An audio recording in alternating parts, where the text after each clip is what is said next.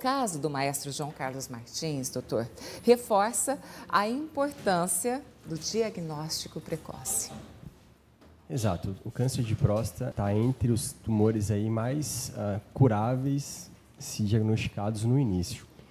Então, essa é mais uma história aí, né, que mostra que se a gente fizermos uma busca ativa pelo tumor e ter o diagnóstico precoce, a cura ela é muito provável. Esse é mais um exemplo aí que a gente teve. E o câncer, por que o câncer de próstata é considerado uma doença silenciosa? O tumor de próstata ele não mostra as caras aí no início, né? Logo no início ele forma um nódulo na próstata, esse nódulo ele é indolente e ele vai progredindo. Então o homem não sente nada. E quando ele já sente alguma coisa, é um problema, né? Quer dizer que a doença está avançando. Então, para a gente diagnosticar o tumor, o homem não necessariamente tem que sentir algum sintoma relacionado à próstata. Até porque a próstata, como a gente pode ver aqui no esquema, é um órgão que fica logo abaixo da bexiga. E os tumores de próstata normalmente acontecem mais nas regiões periféricas. Então, quando o sintoma avança, quer dizer que, aliás, quando a tumor avança, os sintomas começam a aparecer. Então, no início, é uma doença, de fato, que não mostra as caras, não tem sintoma, não tem nenhum sinal, não tem sangramento, não tem nada que mostre. Então, a gente tem que fazer uma prevenção, uma avaliação anual nos homens para poder, de fato, diagnosticar logo no início o tumor. E essa prevenção, esse exame, é a partir de que idade?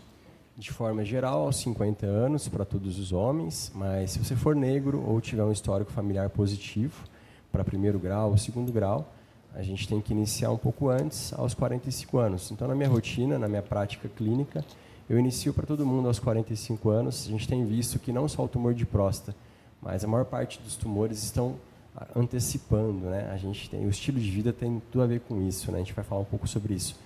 Então, de forma geral, aos 50 anos e aos 45 para quem for negro ou histórico familiar positivo. Doutor Eliseu, foi até bom, né? Você falar sobre o estilo de vida. A gente está vendo aí, falando de modo geral sobre tumores, pessoas jovens acometidas pelo câncer. Isso tem a ver com o estilo de vida? Sim, tem tudo a ver. O tumor de próstata em si, ele tem muito mais a ver com o histórico genético e com o próprio envelhecimento, tá? Mas mesmo ele, a gente tem visto uma antecipação aí nos prazos, né, de surgimento.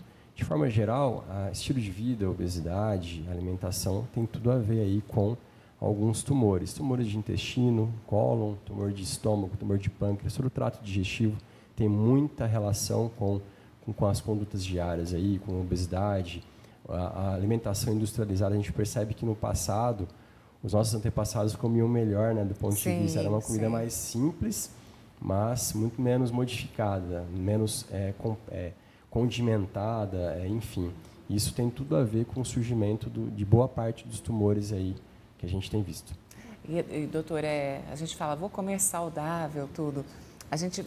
A discussão ela é muito ampla, é um macro olhar, porque, para começar, comer saudável custa caro.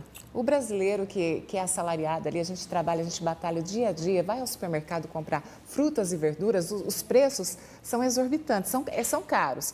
E aí a gente vem para uma outra discussão, uma outra ótica, os venenos lá na agricultura que são utilizados para o cultivo, para matar as pragas, tudo. Isso acomete, isso atrapalha a nossa saúde, doutor. Então, é uma discussão abrangente. É uma discussão que não tem fim, na verdade. Nossa. Né? Comer bem realmente custa mais caro. A gente percebe que as farinhas brancas são muito mais baratas do que você ir lá no varejão fazer uma compra completa aí da semana, né?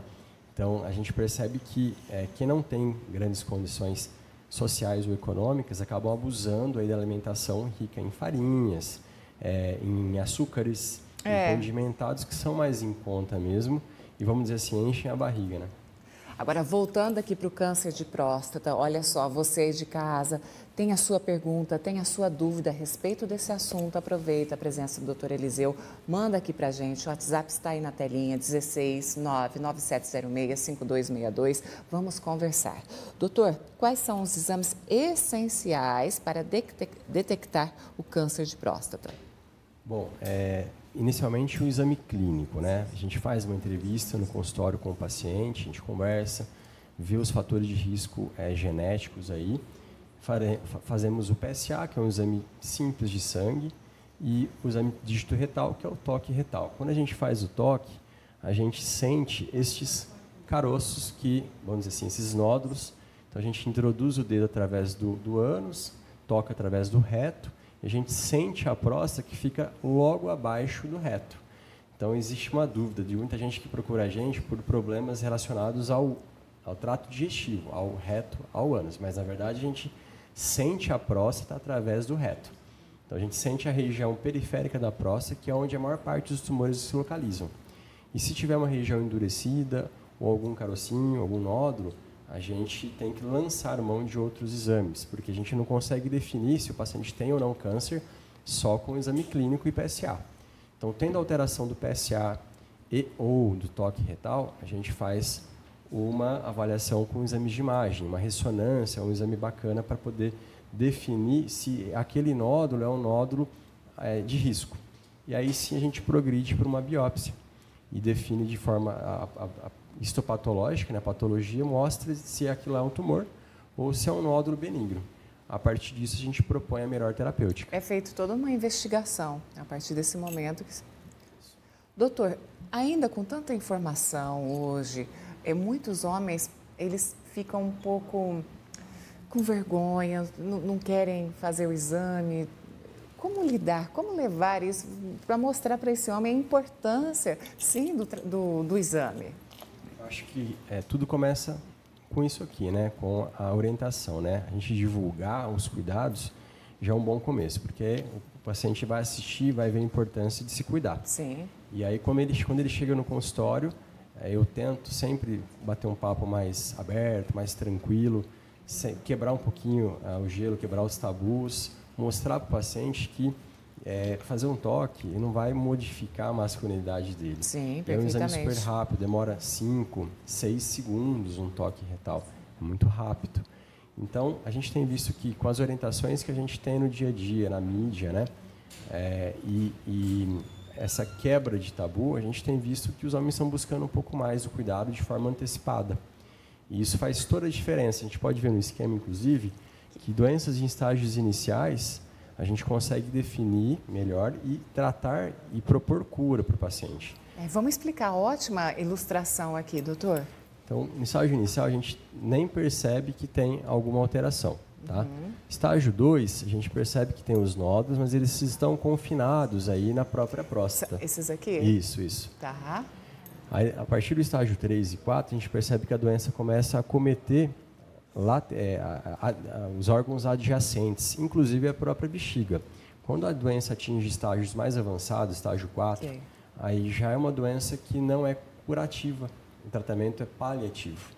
Então, aí o paciente ele vai cursar com sangramento na urina, com dor, a doença pode escapar para ossos, então começam as dores ósseas, o paciente começa a ter dor nas costas de forma recorrente, e aí a gente trata de maneira paliativa com quimioterapia, mas a gente vai ver que a doença não é mais curada, não é mais curável. Doutor, em qual estágio aqui, já que é uma doença que é considerada até silenciosa, em qual estágio o paciente, aqui obviamente ele já começa a sentir, né, as dores, o mal-estar, aqui ele já sente no estágio 2 ou não? Normalmente não. Quando a doença está localizada na próstata apenas, o paciente não tem sintomas. De maneira geral, o paciente ele começa a sentir alguma coisa, urinar com dificuldade, quando a próstata começa a crescer. Então, muitos procuram a gente porque está com dificuldade miccional. Tem dificuldade para iniciar a micção, o jato mais lento, mas isso não define que o paciente tem câncer. Até porque a doença normalmente acontece na periferia da próstata, que não dá sintoma. Então, como a doença hiperplásica benigna, ela comete o miolo da próstata, a gente percebe que aqui no meio é a uretra, é onde passa a urina. Então, a urina caminha da bexiga, passa pela uretra e vai até a uretra peniana e a gente urina. Quando a doença é benigna, normalmente ela começa a obstruir a uretra e o paciente busca ajuda, porque isso interfere na rotina dele. Dificulta para ele urinar, ele acorda muito à noite, interfere no sono. Então, ele busca ajuda porque isso repercute para ele. Agora, o câncer no início não mostra as caras. Então, tem que fazer uma rotina anual. O homem tem que buscar fazer um PSA, um toque. Não tem nada, o ano que vem a gente vê de novo e assim por diante a partir dos 45 anos. E cuidar da sua saúde, o seu bem mais precioso, é importante, gente, é essencial. Doutor, vamos fazer só um checklist aqui, um resumo do nosso bate-papo, como, por exemplo, os fatores, como idade, obesidade, histórico familiar, por favor. Fatores de risco como um todo, então, o próprio envelhecimento, a história genética pesa muito na definição de câncer de próstata, obesidade, sedentarismo e hipertensão não tratados. Esses são os principais fatores de risco. A avaliação aos 45 anos ou aos 50, né, como a gente conversou um pouco, mas de forma geral, 45 anos já tem que buscar uma avaliação inicial com PSA e toque retal. Definimos que tem um risco para câncer de próstata com alteração do exame ou de outro, a gente faz um exame de imagem, uma ressonância, e aí sim depois uma biópsia de próstata. Definimos que tem um tumor de próstata maligno, a gente propõe tratamento. Pacientes que são mais jovens, normalmente a gente evolui com as cirurgias, né? Que aí é um outro assunto, né? A gente pode lançar mão de cirurgia convencional, laparoscopia, robótica. Hoje a tecnologia tem avançado muito. Pacientes que não são eletivos para serem operados, eleitos, a gente pode propor radioterapia com associação ou não de bloqueio hormonal. Em doenças mais avançadas, a gente lança a mão da quimioterapia. Bom, o doutor explicou aqui os 4 estágios da doença, mas eu tenho que encerrar fazendo essa pergunta. Câncer de próstata, tem cura? Sim, tem cura em estágios iniciais. Quando a doença já é metastática, já espalhou para gânglios, ou para ossos, ou para ambas as partes, a doença se torna já incurável e paliativa. Isso não quer dizer que o paciente vai falecer disso precocemente, mas a gente não consegue atingir a cura se a doença já está avançada ou metastática. Doutor, por gentileza, pode compartilhar sua rede social, seu canal de comunicação com a nossa audiência? Bom, eu estou no Instagram, Dr. Eliseu Beneto, tá? Pode ficar à vontade para fazer perguntas por lá. O consultório, vou deixar o contato, é 997877244. Converse com a gente, marque uma consulta e vamos tratar um pouco melhor da saúde de vocês. Um ótimo dia para você. Obrigado igualmente.